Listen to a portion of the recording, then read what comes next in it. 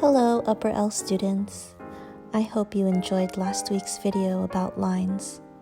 This week, I'm going to talk to you about optical illusion art and how we can use lines to make our drawings look like they're popping off of the page. First, let's review what we covered last week. These are the 7 elements of art: line, shape, form, color, texture, space, and value. Last week we talked about lines and practiced different ways to create lines for our artwork. Lines are the path of a moving point. We begin all drawings by creating a point and moving it to the direction we want to go to create the images on our paper. Optical illusion art, also known as op art, are still images that look as though they're moving or lifting off of the page. Just with lines and simple shading, we can trick our eyes into thinking the image we create is more than what it seems. These were the lines we practiced drawing last week to help us make our first creative hands project. For today's first exercise, we're going to take our creative hands to the next level. I'm going to show you how to make your hand drawing an optical illusion using only straight and curved lines. These are the supplies you will be needing for today's exercises: several sheets of cardstock, a sharp pencil, eraser, pencil sharpener, a black marker, colored utensils of your choice. Today I'm using my colored markers, and a ruler.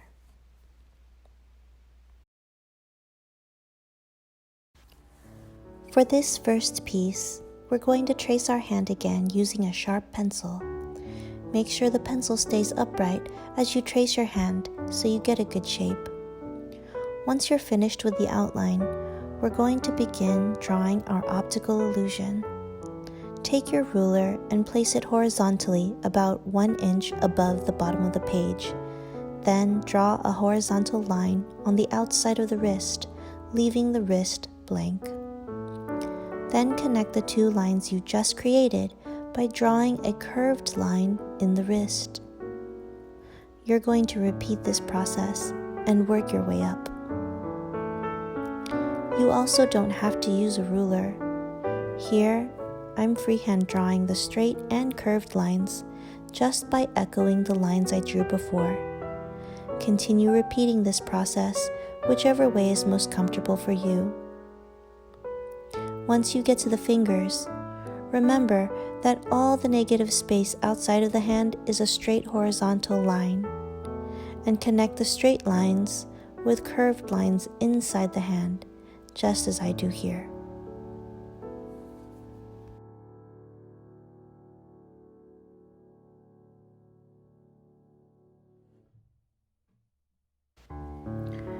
Notice how I place my ruler.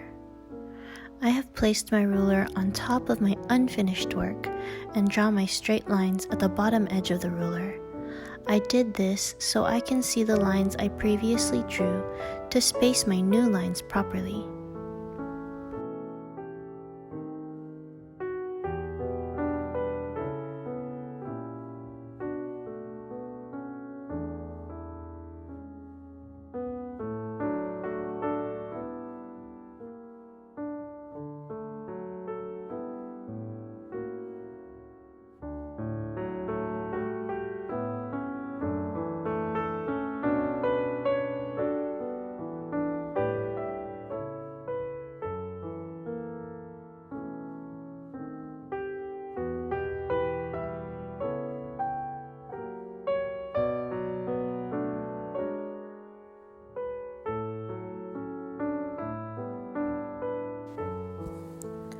Once I reach the tip of the fingers, I try to use that as my curved line and continue with my straight lines.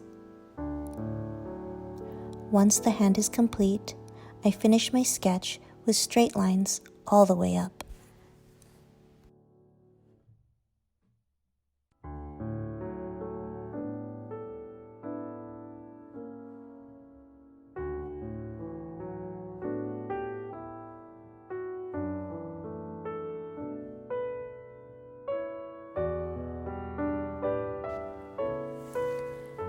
that our sketch is complete, we're going to thicken our lines with marker.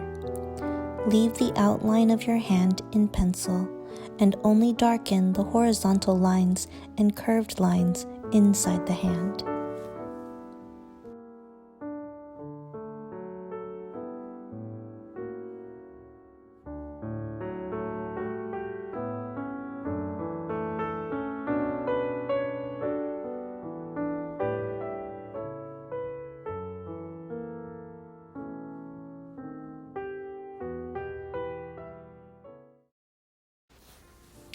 This is my favorite part. We're going to make our op art hand really pop by using multiple colors in our artwork. I'm going to use the black lines and traced hand as my guide for my colored markers. I'm also going to leave a little bit of white space where I can to make an additional line and begin echoing the black lines I created before with my markers. I have extra cardstock behind the piece I'm working on so the markers don't bleed onto my workspace.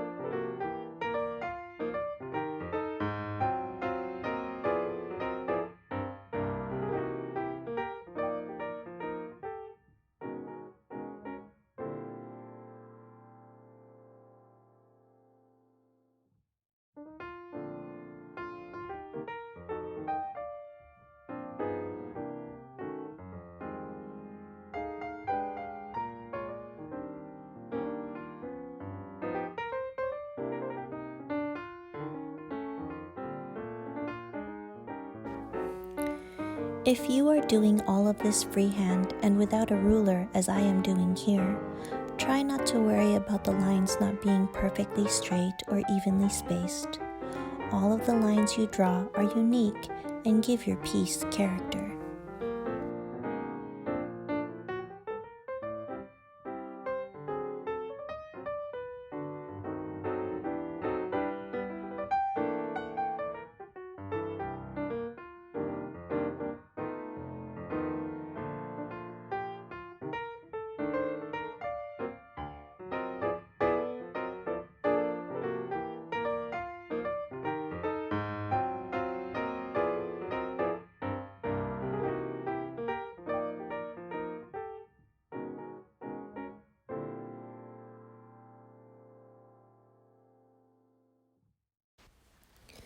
You can see now the hand is really starting to lift off of the page. I decided I had room for one more color, so I chose the color green. Earlier, I accidentally drew off of my paper and onto my workspace. So here, I decided to spread my extra cardstock on each side of my art piece to protect my workspace better.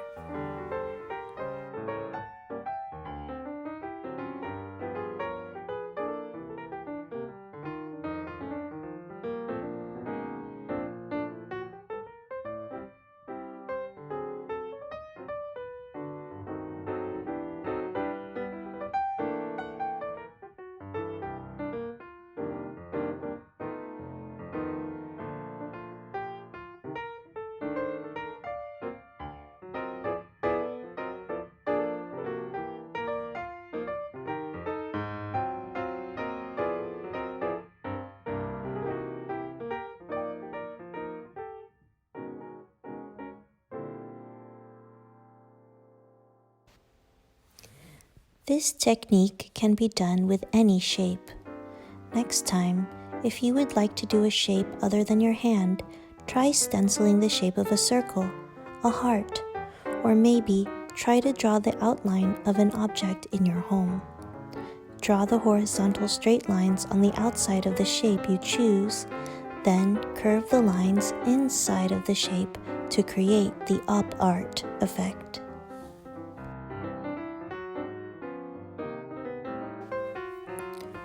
Now that the hand is complete, take an eraser and erase all of the pencil markings off of the page.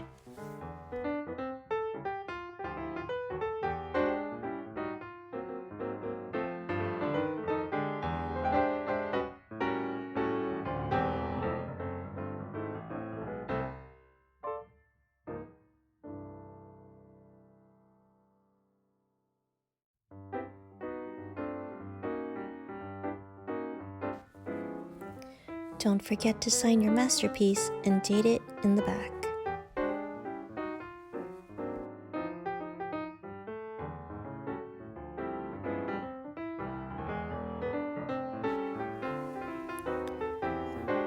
You have now completed your first op art of the school year.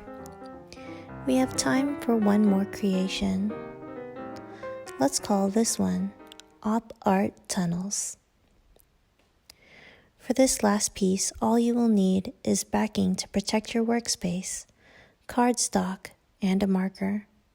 I'm choosing to do this all in marker, but if you would like to begin with pencil and then trace over it with marker, you are more than welcome to. With the cardstock placed horizontally, draw a wavy horizontal line across the middle of the page. Then draw several dots spread out on the line. I chose to make 7. Now we're going to connect each point together with a curved line.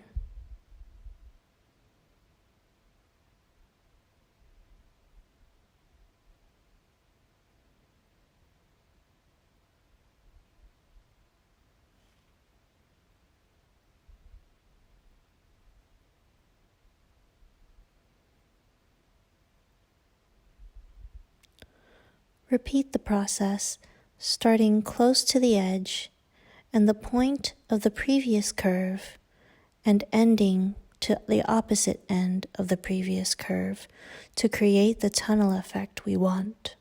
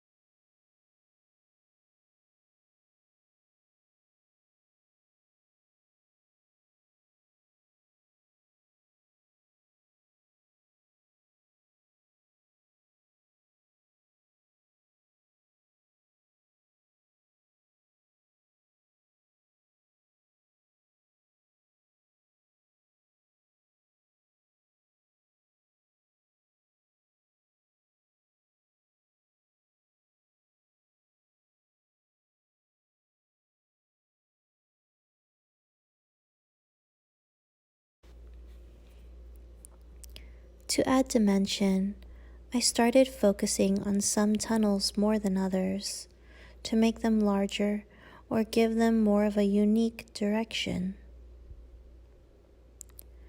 This causes the tunnels that I left behind to become narrower, or look as though they are now behind other tunnels, causing them to have more dimension.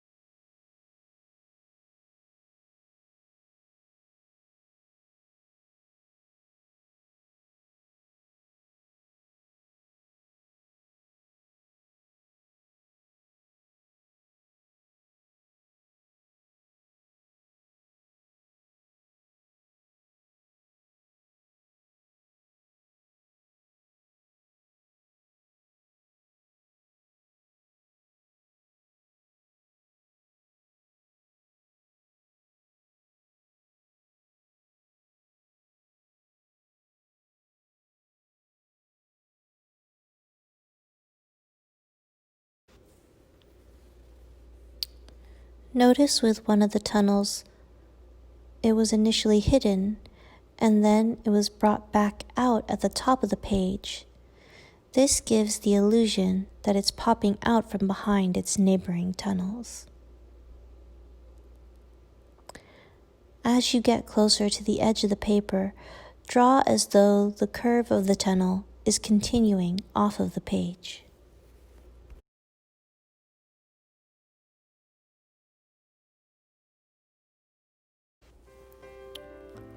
Once I completed the top half of the op art tunnels, I turned my work around to complete the bottom half. I did the exact same techniques as I did with the top half, only this time the curved lines went in the opposite direction. This causes my piece to look as though there's a crease in the middle of the tunnels.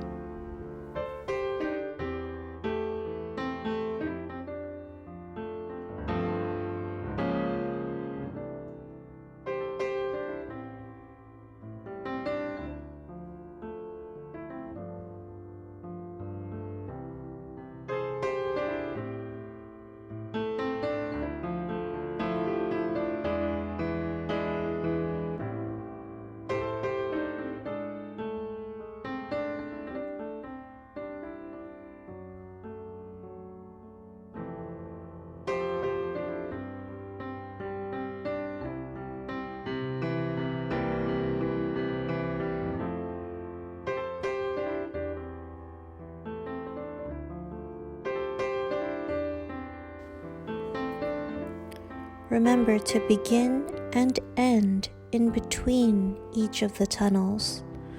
Do not start your line in the middle of a previous curve. The best way to get the tunnel optical illusion effect is by starting at one edge and ending at the opposite edge of each previous curve.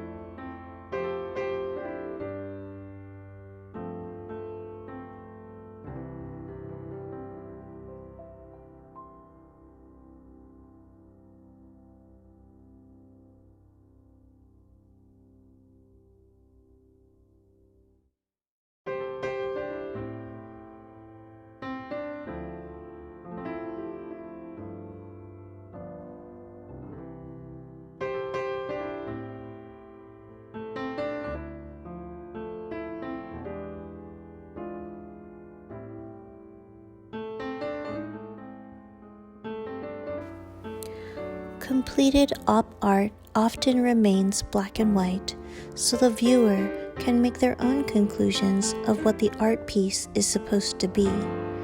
For this artwork, I decided to leave my tunnels black and white, but even though it will be signed once it's completed, I'm going to set this piece aside just in case I want to color it later.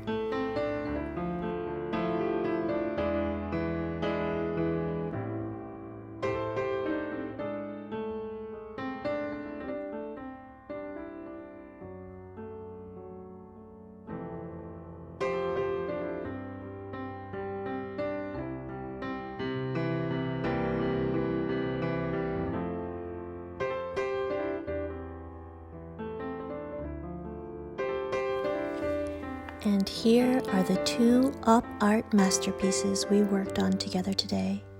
Thanks so much for joining me, and I'll see you next time. Take care and stay creative.